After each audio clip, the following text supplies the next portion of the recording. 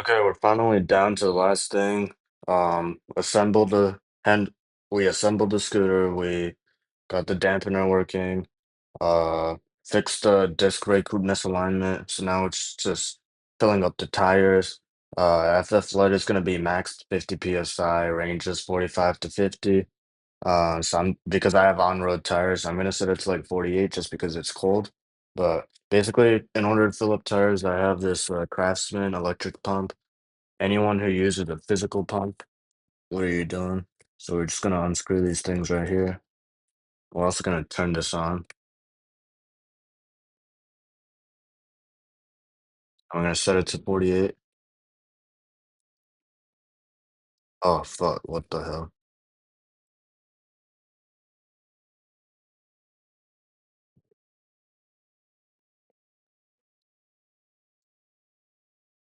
And then we'll just pop this thing in right here.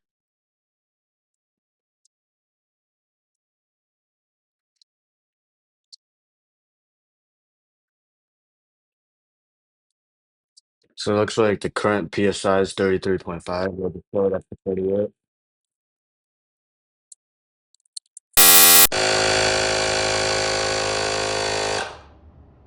There we go. Like, bro, anybody who uses a mechanical pump at this stage, like, what the fuck are you doing? Like, come on. If I can get this fucking screw back on. I'm holding the phone with one hand, that's the problem.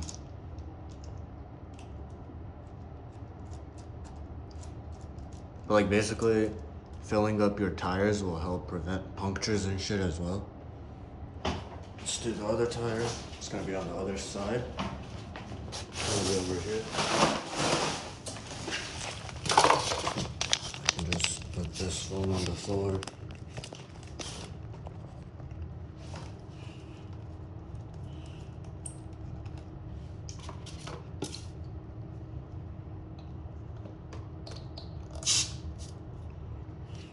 It's at 26.5.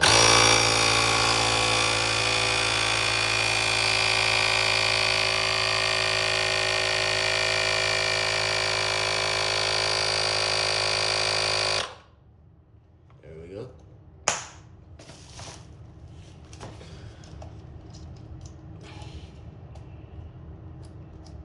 There we got this one done. So make sure these caps don't come off because one time on my P1 3.0, the cap literally came off and then the whole thing, the thing that goes inside, it literally just came right off. So make sure these are on nice and tight. Charger ports right there. Again, charging is done. Tires are all filled up. Screws are all tightened. So I think we take it out for a test ride. Lights are really nice too, by the way. Only thing is the steering damper. It makes the steering like hard to turn. Um, Obviously I think that's the point of it because it helps prevent like wobbling. But like on this thing, like one hand, right? Like, and then this thing though, like one hand, I cannot turn this thing. Like you need both hands to turn it. And right now I have the steering damper at its weakest, and it's still, I cannot turn it with one hand. If I were to make this stronger, like turn the damper all the way up, it is literally impossible to move the handlebars. So again, I'm sure that's a good thing because like I've noticed on a lot of scooters that have wobbling, like for example, the Bird scooters have a lot of wobbling, I found, and with the Bird scooters, again, there's like no dampening at all, so it's like any wiggle, it'll easily move the handlebars. But again, that's that. And in terms of the interface, we click this thing to turn it on. We got a key right here. I gotta take this off, but what the hell?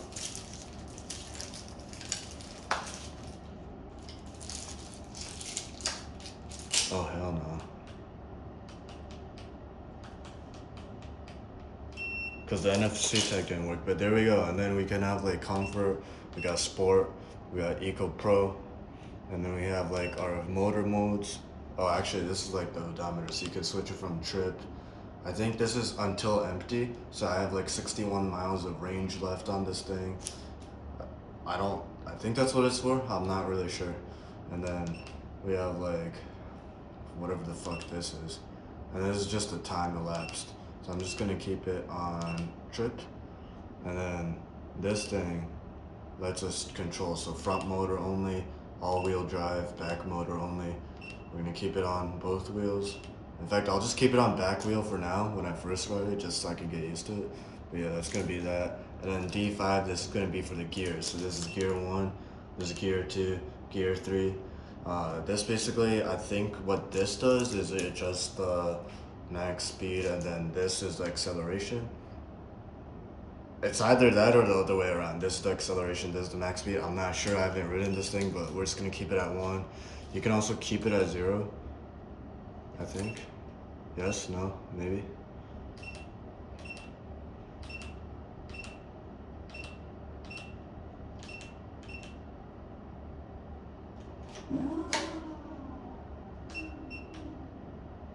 Yeah, I don't really know how that works. But there we go, and then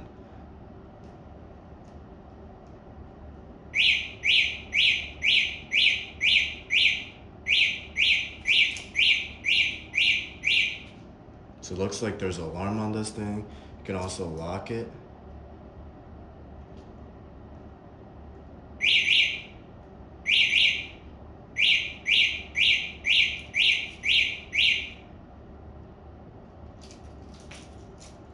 I'm pressing the lock button.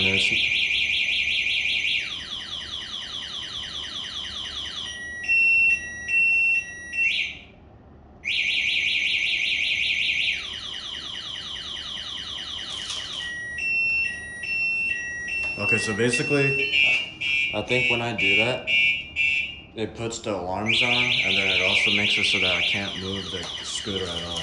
So now it's like alarm, but I'm trying to figure out how the fuck do I turn this off. Okay, I'm good. This thing is a little funky. I have to learn how to use this, but there we go. That's the alarm. And when it alarms, it basically doesn't let you move this thing. So I'm gonna take this thing off, but yeah, that's that. And then in terms of the headlights, there's the horn, and then there's obviously left and right turning signals. I'm gonna turn off the lights real quick. Turn off the lights on the Hyperion as well. But then there's basically headlights, but then there's different modes too. There's high beams, there's low beams. And then I think during the daytime, you have the option of like, oh, what the hell? Oh, there we go. So there's 3 modes. There's this one, whatever the fuck this is. There's this, and then there's high beams. So there's actually multiple different modes with this thing, which is really good.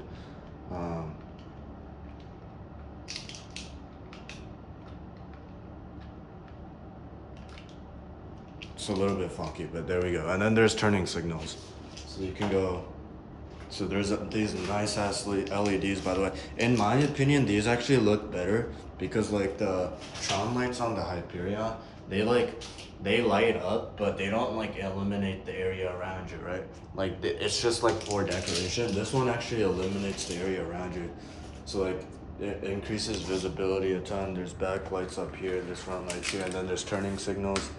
So they're actually really bright. I know they look kind of small, but they actually, like, you can see the reflection on the walls. It's actually pretty bright. And then this system where it's like left and right, it works a lot better than the button system on the Hyperion just because it's a lot easier to use. But yeah, I think all the screws are tightened now, so I'm probably gonna take this thing out for a test ride. Gotta finish up some calc homework, but yeah, we'll see how this thing goes.